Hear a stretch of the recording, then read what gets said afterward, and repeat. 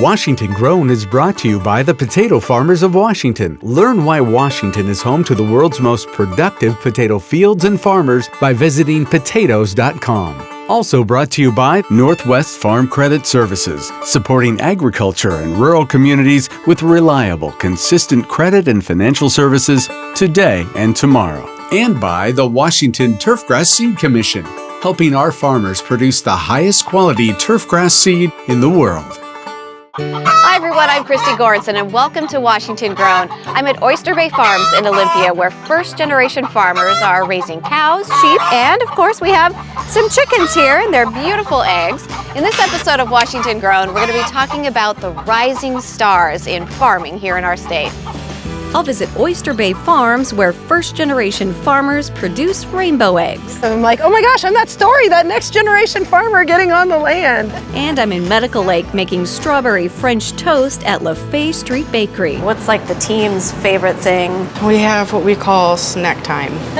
Yes. I want to be here for snack time. Yes, we love snack time. Plus, Tomas is visiting a friend of the show who's triumphing over hard times. Even during hard times, people have shown such community support. All this and more today on Washington Grown.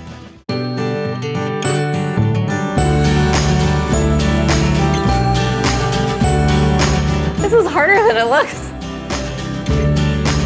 It's a little baby pig. That's really, really good, Bree.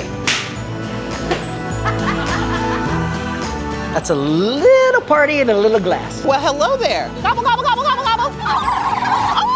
No TV bites here. I'm gonna dig in. Cheers, cheers, cheers.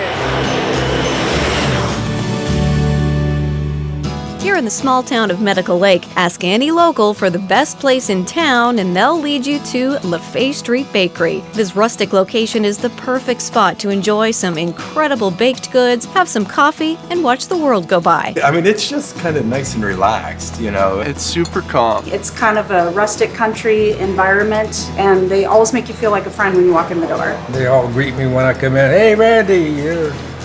When I leave, goodbye, Randy, come back. Lots of regulars, yes. Baker and owner Victoria Shoemaker wants people to feel welcome when they walk in, like they just got home. We like to talk to our customers. We get to know them personally, chit-chat with them about how their day is going and how their husbands and wives are doing. We like to be here and present with people and give them something familiar to come back to. It smells good the second you walk in the door. You can tell they've been working hard. The breads are really good. Cinnamon roll will like fill up a whole plate. The price is great and the taste is great. Delicious, fattening. They haven't found out how to take the calories out yet. It's good food. You know, I wouldn't be here all the time if it wasn't good food. We do all of our own breads, all of our own pastries. Everything is from scratch. So you can definitely expect it's going to be fresh and is going to be real. Yeah. This hasn't been packaged with preservatives for 6 months in someone's freezer. Pastries are awesome. They taste just as amazing as they look. Lots of good flavors, and they put together some interesting combinations. Like, I would have taken all of them, for sure. Later in the show, Victoria and I will make some strawberry French toast. Don't go so fast. Oh no, it's habit. It's habit. I know, right?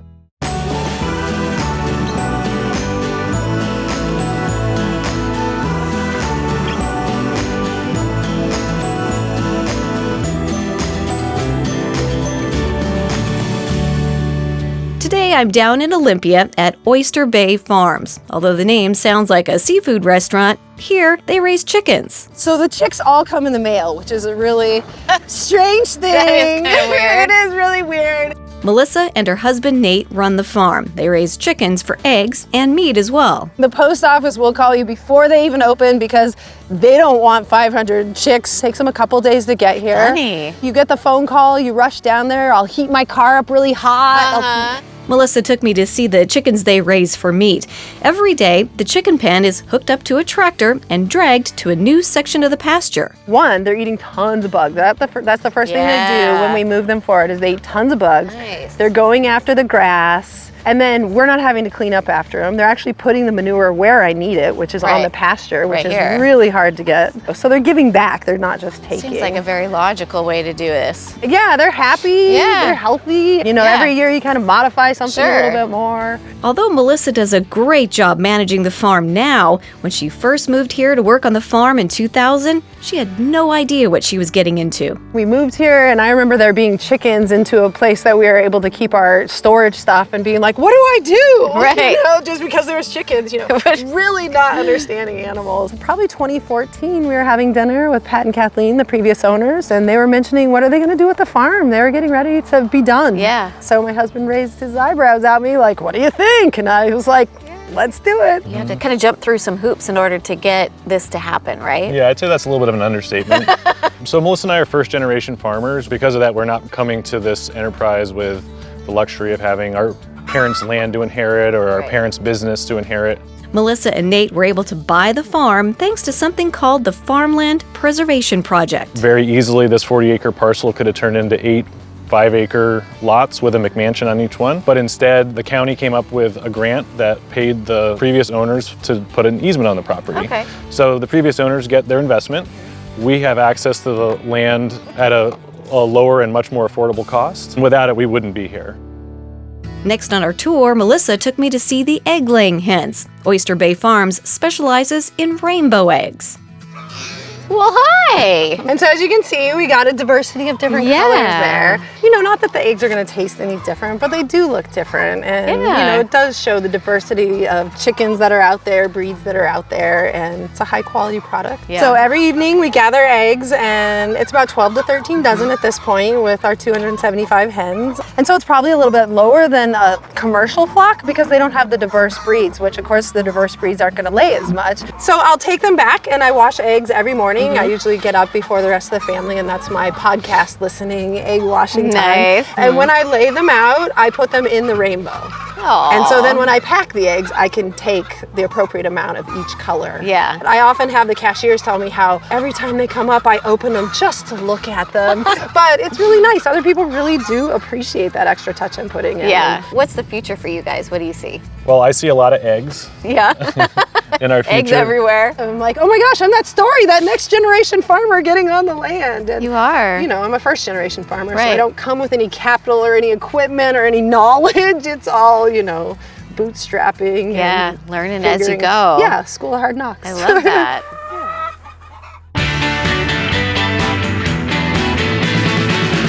Hey, let's go. A few years ago in Seattle, I met one of my favorite food truck entrepreneurs, Jesse Marshall. He's the owner of My Sweet Little Cakes food truck, and honestly, makes some of the best desserts I've ever had. Today, I'm catching up with him to see how things have changed. Our food truck was stolen. It was actually stolen from right in front of our property here. We love Myra. That's the name of our food truck. Right. But since then, we've kind of pivoted, and we've been trying to do as much as we can to still serve our sweet cakes throughout the community. It astounds me to think that somebody would just look at a food truck and say, hey, I think I'm gonna take that. What blows my mind even more is your resiliency. You decided to turn things around. Well, thank you, and I think it also lends itself to kind of just, even during hard times, the common spirit of good, because a lot of people have, you know, jumped in and joined our GoFundMe, and, you know, people have shown such community support. Well, you know, and the thing is about the food that you've prepared and the things that you do for your community, it's more than just a sweet treat, isn't it? It is. You know, we wanted to offer a gourmet alternative, you know, the classic American deep fried corn dog.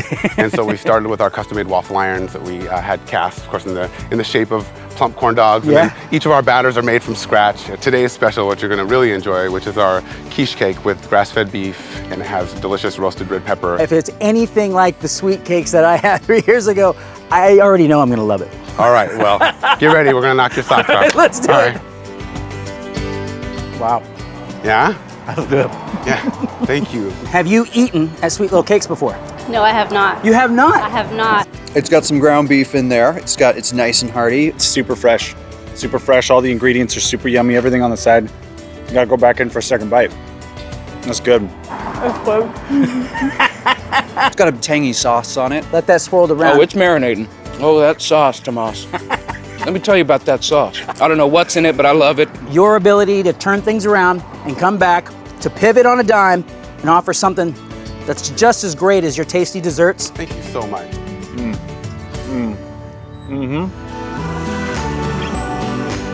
So how can you tell what color egg a chicken's going to lay? We'll let you know after the break. Coming up, I'm making strawberry French toast at LaFay Street Bakery. Don't go so fast. Oh no, it's habit. It's habit. I know, right? And we're in the kitchen at Second Harvest trying out some spinach, sausage, and egg casserole. You can tell the color egg a chicken's gonna lay by looking at their ear. Sometimes they have a little bit of feathers over their ear, but their ear will show what color egg they're gonna lay. We're back in Medical Lake at the place with the best baked goods in town. Although everyone who walks in can agree that the food is delicious, getting the name right is a little more difficult. I don't know how to say it, but Lefebvre? Lefevre Street or Lefevre, depending on who you ask. This is LaFay Street. Not exactly sure, but I don't even know the name of it, honestly, to tell you the truth. What is the official way to pronounce the name of your business? The official way is LaFay Street Bakery and Cafe. Baker and owner Victoria Shoemaker recently took over the bakery. She's worked hard to keep customers coming back. Lefevre is the most popular because that's how Google actually pronounces it if you're looking for directions. Lefebvre is a popular one, and then intermittent variations, just crazy amount of variations. I can just sit here and hang out for an hour or so, eat my meal, maybe do a little work stuff. we're from a small town, so it felt more like home. It's quiet, it's friendly. I feel like we're really getting to know a lot of the people that come in here. I come down every morning, see friends I haven't seen for a long time. I get in here as often as I can. Real relaxed, real comfortable place to be. This is a nice place to have a cup of coffee and talk about old times. What are we gonna make today? We are going to make a strawberry French toast with clicker berries out of Walla Walla going on top of our cinnamon chip French toast. Sounds delicious. Yes, it is going to be, yeah. So we're making a lot. We're making a lot, yes, yes. So this batch right here will actually make us 6 to 7 loaves, depending on how well we measure. Let's hope we measure well. Right. Okay, let's do it. We start by adding the ingredients into the bowl for mixing. We use 4 pounds of water and 1 cup of oil. Do you find, like with baking, that it's best to really weigh stuff out? Definitely, yes. If it's off a little bit, because it's packed more in the cup, when you get this huge batch with 25 cups of flour, it's going to be off by a lot. That's 7.5 pounds of flour. Holy moly. It's going to do a big puff when you drop it in there. Okay. Next, we add salt and yeast, making sure they don't touch in the bowl. Finally, we add some dough conditioner and sugar and mix it for 20 minutes. You have to have some muscles for this job, don't you? Yes, you build crazy upper body strength doing this. After the dough is done mixing, we add the cinnamon chips and mix for another 2 minutes or so. And you take it home? I do. My kids absolutely love this bread. They eat it by the loaf. Now we weigh the dough out and form it into a ball. What's like the team's favorite thing? We have what we call snack time.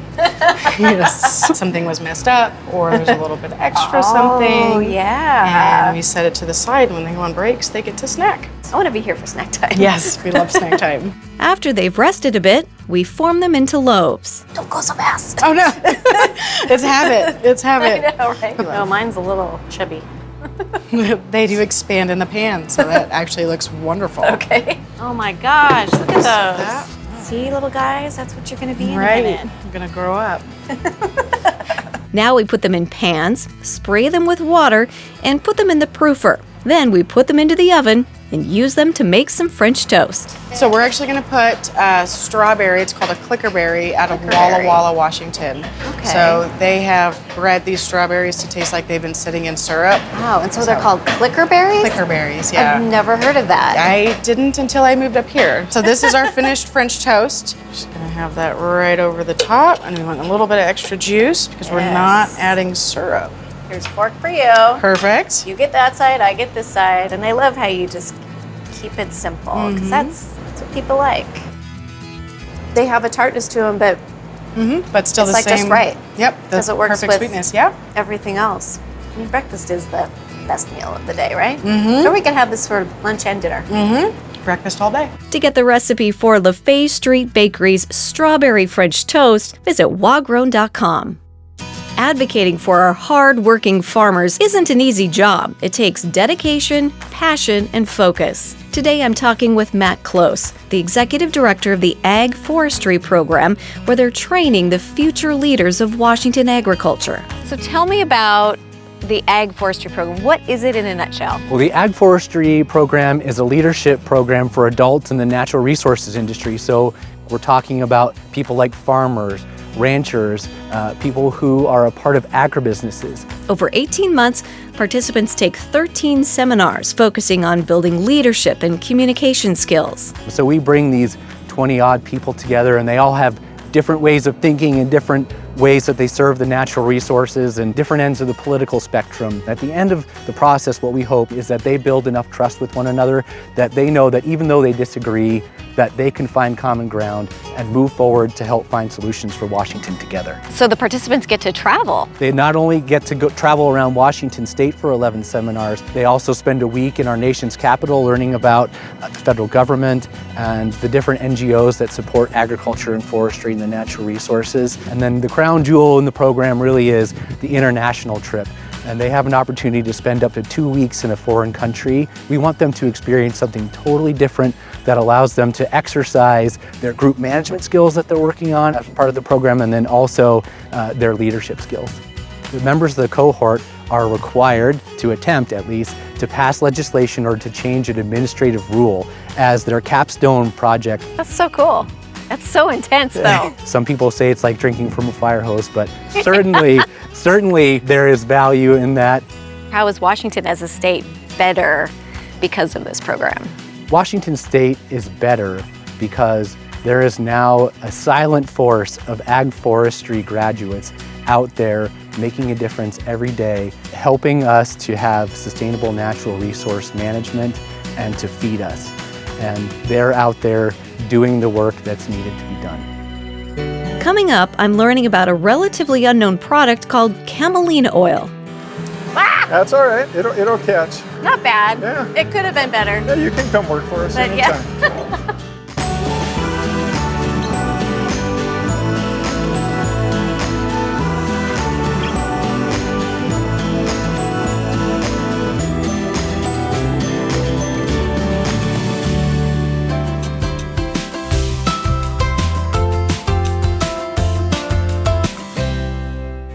When people think about pollinators, oftentimes they think about honeybees. We keep our own cultivated honeybees in our backyard. We are keeping them for their pollination benefits, but also because we're going to harvest their honey. However, when you grow in your garden, you are growing for a wide variety of pollinators. So if you want a wide variety of pollinators, you should grow different levels of plants. That means growing things that are varying heights. Sunflowers are something that come to mind because they're really tall.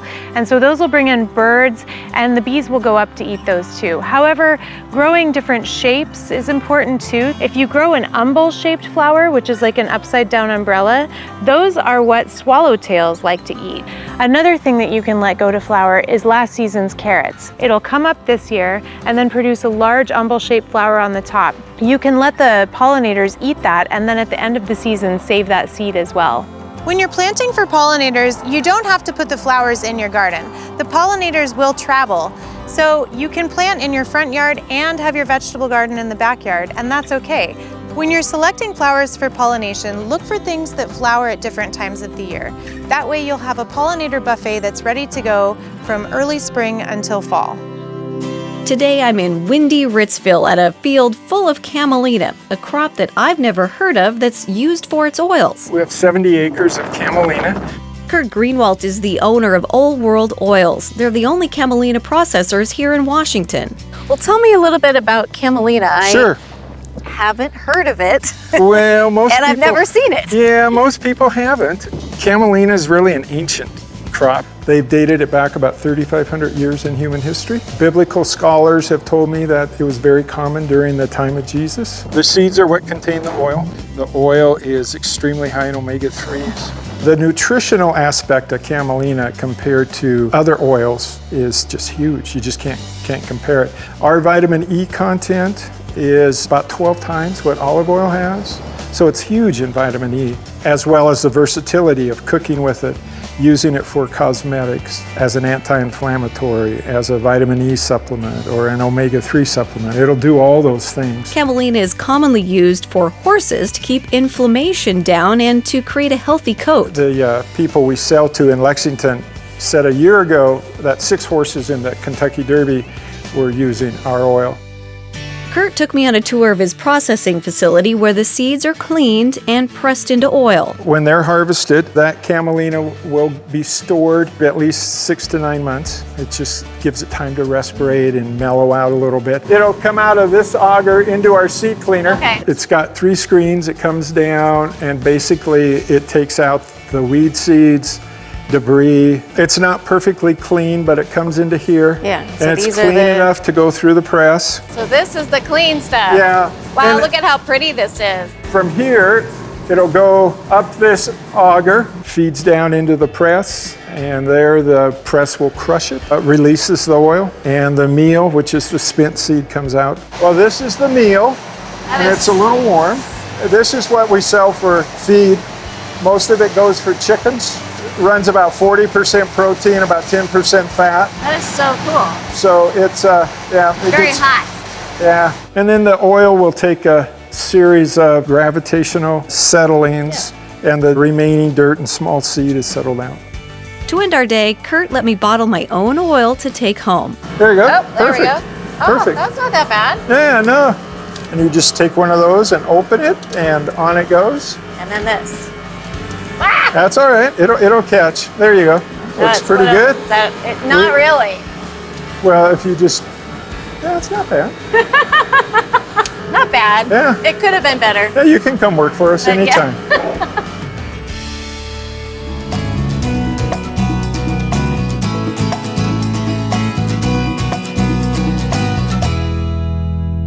We are in the kitchen at Second Harvest today for a little taste testing of some recipes, and I'm here with my fellow taste testers. I have Tomas, my co-host, and my partner in crime, my other partner in crime over here. I have Laurent, who is a restaurant owner and chef, Fleur de Sel. It's so good to see you both. Nice to see you too. Yeah, are you excited to do some taste testing? Oh, I'm ready for it. Hungry. Ready for Good. it. Yes, me too.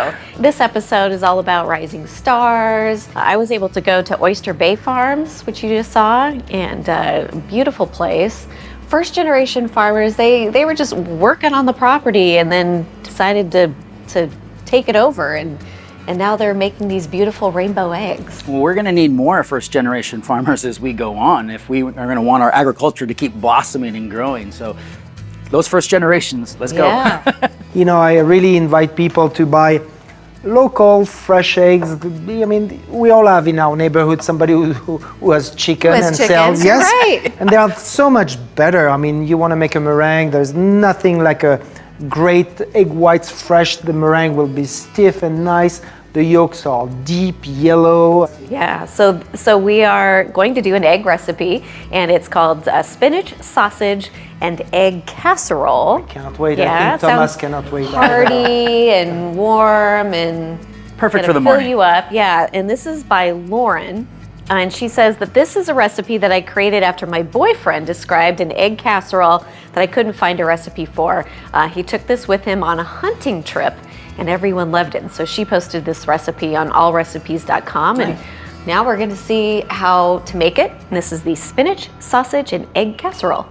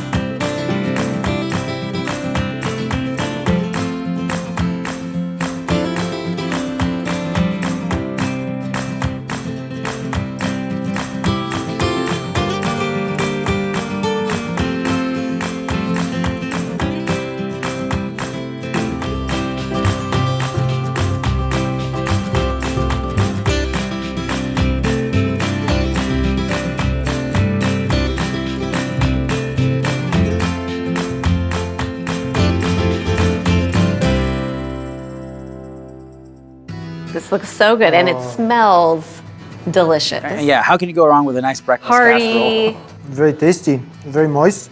Right. It's almost like a frittata. You know, it is kind of a frittata. Yeah. It's not heavy. No, it's not. And if you want to make it a little more hearty, You can add some cooked potatoes when you would be make good. it. Add it. Put some mushroom. If you don't like spinach, I ate too many spinach or too much spinach when I was young, so not a big fan of spinach. But you can replace it with broccoli. I mean, Some bell peppers. Bell peppers. Oh Yeah. yeah, that's a good idea. Yeah. No, That'd be it's nice. great. I mean, it's a very handy, easy, good to go breakfast. Like a good weekend, weekend, family wakes up late, Stay in the pajamas. have a nice little breakfast. If you watch your cholesterol, like me, we all should be. you can use only egg whites and do the same thing. Yeah. Oh, very good. Yeah. So some comments from people on allrecipes.com. Jan says this was very tasty and easy. She used fresh spinach because that's what she had on hand, and so she tore up the leaves and then added them to the mixture. Paul says this is great to warm up in the microwave on a busy morning before leaving for work. Amy said that she added some feta cheese and some diced tomatoes seasoned with garlic and onion. Nice. So Yeah, that would bring a little more acidity to the dish. The feta would be good. Goat cheese also. Yeah. It's very versatile. You can do so much with something like this. all right, we approve. Thank you. To get the recipe for spinach, sausage, and egg casserole, visit wagrown.com. The next time you're at the grocery store getting some fresh food or maybe some rainbow eggs, think about all the time and effort that goes into getting these fresh products from the farm to your plate. That's it for this episode of Washington Grown. We'll see you next time.